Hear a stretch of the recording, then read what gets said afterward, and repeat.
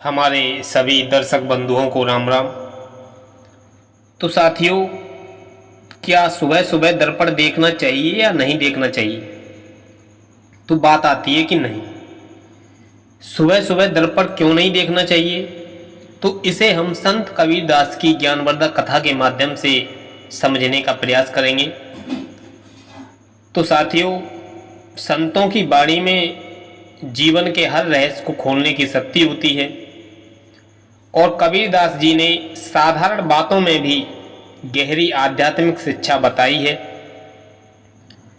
और उन्हीं शिक्षाओं में से उनकी एक शिक्षा है कि सुबह उठते ही दर्पण नहीं देखना चाहिए व्यक्ति के लिए। इस बात के पीछे केवल अंधविश्वास नहीं है, बल्कि गहरा मनोविज्ञान और आध्यात्मिक संदेश भी छिपा हुआ है। तो आइए दोस्तों, कथा प्रारंभ करते हैं। कहते हैं कि काशी नगरी में एक धनवान व्यापारी रहता था।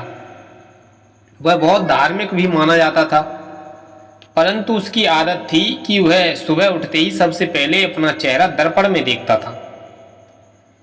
एक दिन उसने अपने गुरु से कहा कि गुरुदेव, लोग कहते हैं कि सुबह सुबह दर्पण देखना अशुभ है, लेकिन मुझे तो यह अच्छी आदत लगती है कि मैं अपना चेहरा देखता हूँ और देख करके अपना खुश होता हूँ, बाल बाल भी संभालता हूँ, तो दिन भर आत्मविश्वास रहता है। फिर इसमें अशुभता क्या, कहाँ से आ गई? इसमें ये अशुभ कहाँ से हो गया? मैं तो खुश रहता हूँ। तो इतनी बातें सुनने के बाद गुरुजी मुस्कुराए और बोले, बेटा, बाहरी चमक दमक से पहले भीतर की सूरत देखना सीखो। दर्पण में चेहरा देखकर तुम केवल देह की छवि पहचानते हो, पर आत्मा की पहचान नहीं कर पाते हो। और जो सुबह उठते ही दर्पण देख लेता है, वह दिन भर बाहरी रंग रूप में ही उलझा रहता है। संत कबीरदास ने यहाँ पर कहा कि काया झोंपड़ी प्रेम का सांचा मालिक सोए, और तन भीतर दर्पण लगा और झूठा माने कोई।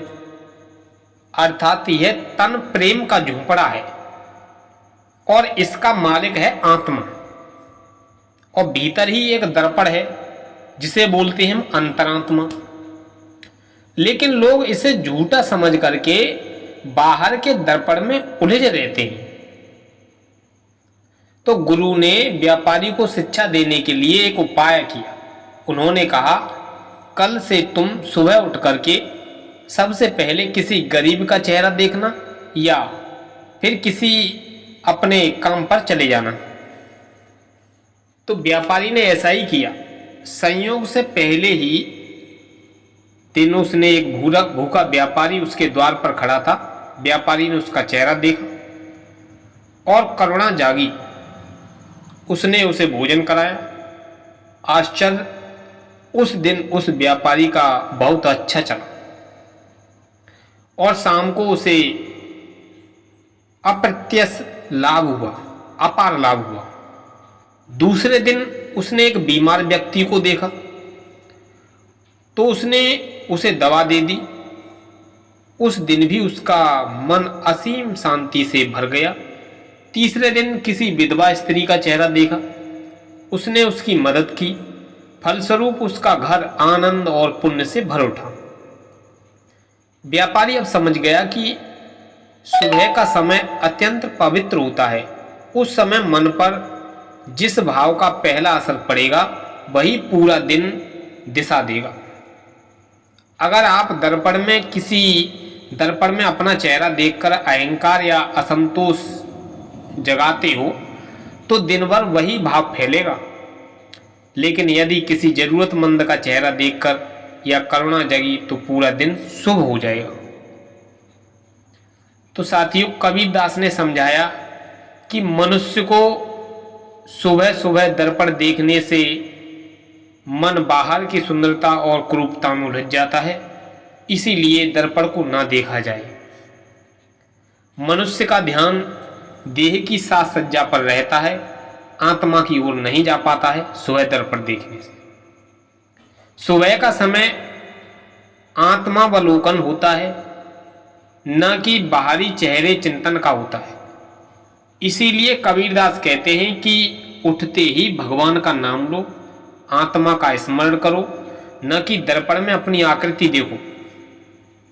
कहा जाता है कबीर के एक शिष्य ने उनसे एक प्रश्न पूछा कि गुरुदेव, दर्पण देखना बहुत बुरा है, तो लोग इसे बनाते क्यों हैं और खरीदते क्यों हैं?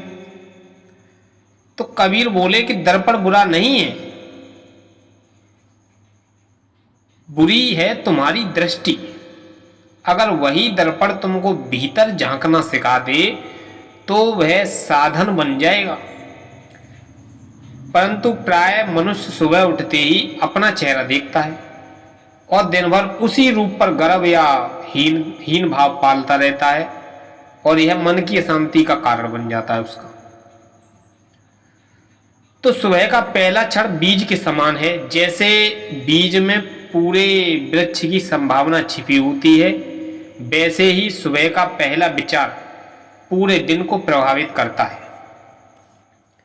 यदि वह विचार आत्मिक होगा तो दिन सुख शांति पूर्ण रहेगा आपका। यदि वह बाहरी दिखावे में रहेगा तो उलझा होगा और अशांति और संघर्ष बढ़ेगा। तो साथियों, संत कबीरदास की यही शिक्षा है कि सुबह उठते ही दर्पण में चेहरा मत देखो, पहले प्रभु का नाम स्मरण करो, आत्मा के दर्पण में झांको, किसी जरूरतमंद को याद करो, उसकी शुभ और अशुभ यही मंगल है उसका। कहते हैं कि जागन हारा जाग ले, नाम बिना सब सून, और पहले प्रभु को याद कर फिर देख जगती। इस कथा से हमें यही शिक्षा मिलती है कि सुबह का पहला क्षण प्रभु का नाम, सेवा और करुणा के लिए हो, न कि दर्पण के लिए, अपनी देह देखने के लिए हो। तभी जीवन मंगलमय बन सकता है। तो साथियों, यह ज्ञानवर्धक प्रसंग आपके लिए कैसा लगा, आप अपनी कमेंट बॉक्स में राय जरूर दें। तब तक के लिए सभी मित्रों को राम राम।